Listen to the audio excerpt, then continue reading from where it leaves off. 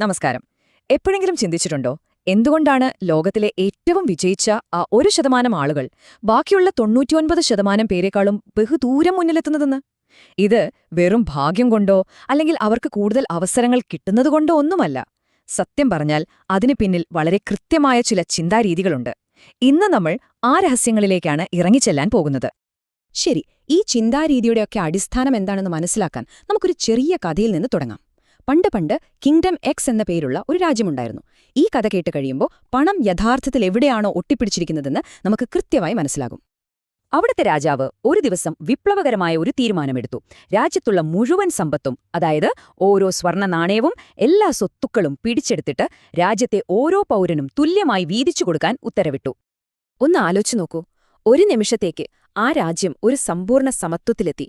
അവിടെ പണക്കാരെന്നോ പാവപ്പെട്ടവരെന്നോ ഇല്ല, പ്രഭുക്കന്മാരില്ല, യാചകരുമില്ല, എല്ലാവരും തുല്യർ. ശരിക്കും ഒരു പെർഫെക്റ്റ് സോഷ്യൽ എക്സ്പെരിമെന്റ്. അപ്പോ എല്ലാവർക്കും തുല്യമായി സ്വത്ത് കിട്ടി. ഇനി എന്ത് സംഭവിച്ചിട്ടുണ്ടാകും? ആ ഒരു സമത്വം എത്ര കാലം നീണ്ടുനിന്നിട്ടുണ്ടാകും? നിങ്ങൾക്കെന്തെങ്കിലും ഊഹമുണ്ടോ? അത്ഭുതമെന്ന് പറയട്ടെ, വെറും 5 വർഷം കൊണ്ട് രാജ്യത്തെ 90%-ലധികം സമ്പത്തും ആരുടെ കയ്യിലായിരുന്നോ മുമ്പുണ്ടായിരുന്നത് അവരുടെയൊക്കെ കൈകളിലേക്ക് തന്നെ ഒരു തട്ടിപ്പുമില്ലാതെ ബലപ്രയോഗമൊന്നുമില്ലാതെ തിരികെ എത്തിച്ചേർന്നു. ഇതിൽ നിന്ന് നമ്മൾ പഠിക്കേണ്ട ഏറ്റവും പ്രധാനപ്പെട്ട പാഠം ഇതാണ്: പണം ഒരിക്കലും നമ്മുടെ കൈകളിൽ ഒട്ടിപ്പിടിക്കുന്ന ഒന്നല്ല, അത് നമ്മുടെ മനസ്സുകളിലാണ് ഒട്ടിപ്പിടിക്കുന്നത്. സമ്പത്ത് എന്ന് പറയുന്നത് ബാങ്കിലുള്ള കുറേ നോട്ടുകളല്ല, അതൊരു മാനസികാവസ്ഥയാണ്. അപ്പോ എന്തൊക്കെയാണ് ആ മാനസികാവസ്ഥകൾ? നമുക്ക് നോക്കാം. ശരി, നമ്മുടെ ചിന്താരീതി മാറ്റുന്നതിലെ ഏറ്റവും ആദ്യത്തെ പടി നമ്മൾ പുതിയ അറിവുകളെ എങ്ങനെയാണ് സമീപിക്കുന്നത് എന്നതിലാണ്. നിങ്ങൾ കാര്യങ്ങൾ വെറുതെ കേട്ട് വിശ്വസിക്കുന്ന ആളാണോ, അതോ ഒരു വിദ്യാർത്ഥിയെപ്പോലെ അതിനെപ്പറ്റി പഠിക്കാൻ ശ്രമിക്കുന്ന ആളാണോ? സാധാരണയായി ഒരു പുതിയ ആശയം കേൾക്കുമ്പോൾ 3 തരം ആളുകളുണ്ട്. ഒന്നാമത്തെയാൾ ഫോളോവർ അഥവാ അനുയായി. ഇവർ ഒന്നും നോക്കാതെ എന്തിനേയും കണ്ണടച്ച് വിശ്വസിക്കും. രണ്ടാമത്തെയാൾ ഒപ്പോസർ അഥവാ വിരോധി. ഇവർ എന്തു കേട്ടാലും അതിനെ എതിർക്കും. ഈ 2 വഴികളും നമ്മുടെ വളർച്ചയെ ഇല്ലാതാക്കും. എന്നാൽ മൂന്നാമതൊരാളുണ്ട്, സ്റ്റുഡന്റ് അഥവാ വിദ്യാർത്ഥി. ഇവർ എന്ത് കേട്ടാലും തുറന്ന മനസ്സോടെ അതിനെപ്പറ്റി പഠിക്കും, ചോദ്യങ്ങൾ ചോദിക്കും, എന്നിട്ട് ശരിയെന്ന് തോന്നുന്നതും മാത്രം സ്വീകരിക്കും. യഥാർത്ഥ വിജയത്തിലേക്കുള്ള താക്കോൽ ഈ ഒരു മനോഭാവമാണ്. വിജയിച്ച ആളുകളിലെ 90% വർഷത്തിൽ 50-ലധികം പുസ്തകങ്ങൾ വായിക്കുന്നുണ്ടെന്ന് പറയുന്നത് ഒരു വെറും കണക്കല്ല, അതൊരു സൂത്രപ്പണിയാണ്.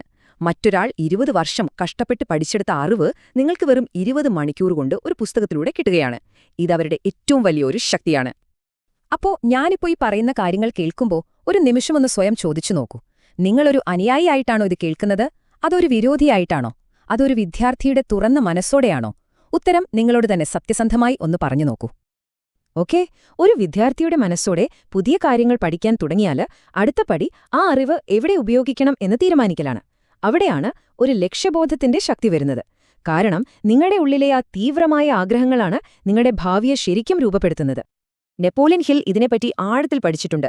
ഈ സ്ലൈഡിൽ കാണുന്നത് പോലെ ഏതൊരു വലിയ കാര്യവും തുടങ്ങുന്നത് നമ്മുടെ തലച്ചോറിലെ ഒരു ചെറിയ ആഗ്രഹത്തിൽ നിന്നാണ്. ആ ആഗ്രഹം പതിയെ ഒരു ഒബ്സെഷനായി, ഒരു അടങ്ങാത്ത അഭിനിവേശമായി മാറും. ആ അഭിനിവേശം നിങ്ങളുടെ മനസ്സിനെ ഭരിക്കും, മനസ്സ് ശരീരത്തെ കൊണ്ട് പ്രവർത്തിപ്പിക്കും. ആ പ്രവർത്തനങ്ങളാണ് അവസാനം വലിയ സാമ്രാജ്യങ്ങൾ ഉണ്ടാക്കുന്നത്. 500-ലധികം മഹാന്മാരെ പഠിച്ചപ്പോൾ നെപ്പോളിയൻ ഹിൽ കണ്ടെത്തിയ ഒരേയൊരു പൊതുവായ കാര്യം ഇതായിരുന്നു: ഡെഫിനിറ്റ്നെസ് ഓഫ് പർപ്പസ്, അതായത് ഒരു ലക്ഷ്യത്തോടുള്ള ഉറച്ച നിശ്ചയദാർഢ്യം. വെറുതെ എനിക്ക് പണക്കാരനാകണം എന്ന് പറയുന്നതിൽ ഒരർത്ഥവുമില്ല. പക്ഷേ എനിക്ക് ഇന്ന ബിസിനസ്സിലൂടെ അടുത്ത 5 വർഷം കൊണ്ട് ഇത്ര കോടി രൂപ സമ്പാദിക്കണം എന്ന് പറയുമ്പോൾ അതിനൊരു വ്യക്തതയുണ്ട്. വ്യക്തമല്ലാത്ത സ്വപ്നങ്ങൾ എപ്പോഴും വ്യക്തമല്ലാത്ത ഫലങ്ങളിലേക്ക് നമ്മളെ എത്തിക്കൂ. ശരി, നിങ്ങൾക്കിപ്പോൾ വ്യക്തമായ ഒരു ലക്ഷ്യമുണ്ട്. ഇനി അടുത്ത ചോദ്യം അതെങ്ങനെ നേടാം എന്നതാണ്. ഇവിടെയാണ് നമ്മളിൽ ഭൂരിഭാഗം പേരും വിശ്വസിക്കുന്ന ഒരു വലിയ തെറ്റിദ്ധാരണയിലേക്ക് നമ്മൾ വരുന്നത്. നമ്മുടെ വരുമാനം നമ്മൾ ജോലി ചെയ്യുന്ന മണിക്കൂറുകളുമായി ബന്ധപ്പെട്ടിരിക്കുന്നു എന്ന തെറ്റിദ്ധാരണ. സത്യത്തിൽ സമയത്തിനല്ല, നിങ്ങൾ നൽകുന്ന മൂല്യത്തിനാണ് വില. ഈ ഉദാഹരണം നോക്കൂ. 2 പേര്, രണ്ടുപേരും ഒരു ദിവസം 8 മണിക്കൂർ ജോലി ചെയ്യുന്നു. ഒരാൾക്ക് $50 കിട്ടുന്നു, മറ്റൊരാൾക്ക് $5000. എന്താ വ്യത്യാസം? സമയം ഒന്നാണ്, പക്ഷെ അവർ ആ സമയത്ത് കൊടുക്കുന്ന മൂല്യം, അവരുടെ കഴിവുകൾ, അത് വളരെ വ്യത്യസ്തമാണ്. ജിം റോൺ പറഞ്ഞതുപോലെ നിങ്ങൾക്ക് ശമ്പളം കിട്ടുന്നത് മണിക്കൂറിനല്ല, ആ മണിക്കൂറിൽ നിങ്ങൾ എന്ത് മൂല്യം കൊണ്ടുവരുന്നു എന്നതിനാണ്. വളരെ ലളിതമായി തോന്നാമെങ്കിലും ജീവിതം മാറ്റിമറിക്കാൻ കഴിവുള്ള ഒരു ആശയമാണിത്. ഇതൊരു സുവർണ നിയമമായിട്ട് തന്നെ മനസ്സിൽ വെച്ചോളൂ. നിങ്ങളുടെ വരുമാനം ഒരിക്കലും നിങ്ങളുടെ വ്യക്തിഗത വികസനത്തെ മറികടക്കില്ല. നിങ്ങൾക്ക് കൂടുതൽ പണം വേണമെങ്കിൽ നിങ്ങൾ കൂടുതൽ മൂല്യമുള്ളൊരു വ്യക്തിയായി മാറിയേ പറ്റൂ. അതുകൊണ്ട് നിങ്ങളുടെ കഴിവുകൾ വർദ്ധിപ്പിക്കുന്നതിൽ ശ്രദ്ധ കേന്ദ്രീകരിക്കുക. അപ്പോ എങ്ങനെയാണ് ഈ കഴിവുകൾ വർദ്ധിപ്പിക്കുന്നത്? അതൊറ്റ രാത്രി കൊണ്ട് നടക്കുന്ന കാര്യമല്ല. അതിന് ചിട്ടയായ ശീലങ്ങൾ വേണം. ഇവിടെയാണ് നാലാമത്തെ ചിന്താരീതി വരുന്നത്. ലക്ഷ്യങ്ങളെക്കാൾ പ്രധാനം ആ ലക്ഷ്യങ്ങളിലേക്ക് നമ്മളെ എത്തിക്കുന്ന സിസ്റ്റംസ് അഥവാ ചിട്ടകളാണ്. ലക്ഷ്യങ്ങൾ നമുക്ക് പോകേണ്ട വഴി കാണിച്ചു തരും, പക്ഷേ ചിട്ടകളാണ് നമ്മളെ ആ വഴിയിലൂടെ സ്ഥിരമായി നടത്തിക്കൊണ്ടുപോകുന്നത്. ജെയിംസ് ക്ലിയർ പറഞ്ഞത് എത്ര ശരിയാണ്. നിങ്ങൾ നിങ്ങളുടെ ലക്ഷ്യങ്ങളുടെ നിലവാരത്തിലേക്ക് ഉയരുകയല്ല ചെയ്യുന്നത്, നിങ്ങൾ നിങ്ങളുടെ ചിട്ടകളുടെ നിലവാരത്തിലേക്ക് വീഴുകയാണ് ചെയ്യുന്നത്. ഇതുകൊണ്ടാണ് നമ്മുടെ ന്യൂ ഇയർ റെസല്യൂഷനുകൾ ജനുവരി കഴിയുമ്പോഴേക്കും ഇല്ലാതാവുന്നതും സ്ഥിരമായ ശീലങ്ങൾ ജീവിതം മാറ്റിമറിക്കുന്നതും. ചെറിയ നല്ല ശീലങ്ങളുടെ കൂട്ടുപലിശയുടെ ശക്തിയൊന്ന് നോക്കൂ. ദിവസവും ഒരു $10 മിച്ചം വയ്ക്കുന്നത്, അല്ലെങ്കിൽ 10 പേജ് വായിക്കുന്നത്, 30 മിനിറ്റ് നടക്കുന്നത്. ഇന്ന് ഇതൊന്നും ഒരു വലിയ കാര്യമായിട്ട് തോന്നില്ല. പക്ഷേ ഒരു വർഷം, 5 വർഷം കഴിയുമ്പോൾ ഈ ചെറിയ കാര്യങ്ങൾ ചേർന്ന് നിങ്ങളുടെ ജീവിതത്തിൽ ഒരു മലയോളം വലിയ മാറ്റങ്ങൾ ഉണ്ടാക്കിയിട്ടുണ്ടാവും. ഇതേപോലെ തന്നെയാണ് ചെറിയ ചീത്ത ശീലങ്ങളുടെ കാര്യവും. ദിവസവും ആവശ്യമില്ലാത്ത 100 കാലോറി കൂടുതൽ കഴിക്കുന്നത്, ഒരു സിഗരറ്റ് വലിക്കുന്നത്, അല്ലെങ്കിൽ ഒരു 30 മിനിറ്റ് വെറുതെ ഫോണിൽ സ്ക്രോൾ ചെയ്ത് കളയുന്നത്. ഇതൊന്നും അപ്പോൾ വലിയ പ്രശ്നമായി തോന്നില്ല. പക്ഷേ കാലക്രമേണ ഇവ നമ്മളെ വലിയ പരാജയങ്ങളിലേക്ക് പതുക്കെ പതുക്കെ കൊണ്ടെത്തിക്കും. അപ്പൊ നമ്മൾ നല്ല ചിട്ടകളിലൂടെ നമ്മുടെ മൂല്യം വർദ്ധിപ്പിച്ച് വ്യക്തമായ ലക്ഷ്യത്തോടെ മുന്നോട്ടു പോകുമ്പോൾ സ്വാഭാവികമായും സമ്പത്ത് നമ്മളിലേക്ക് വന്നു തുടങ്ങും. അപ്പോൾ നമ്മൾ നേരിടുന്ന ഏറ്റവും വലിയ ചോദ്യം ഇതാണ്: ആ പണം കൊണ്ട് നമ്മൾ എന്തു ചെയ്യും? ഇവിടെയാണ് അവസാനത്തേതും ഒരുപക്ഷെ ഏറ്റവും പ്രധാനപ്പെട്ടതുമായ ചിന്താരീതി വരുന്നത്. പണത്തെ നിങ്ങളുടെ ഏറ്റവും വിശ്വസ്തനായ ഒരു ജോലിക്കാരനാക്കി മാറ്റുക.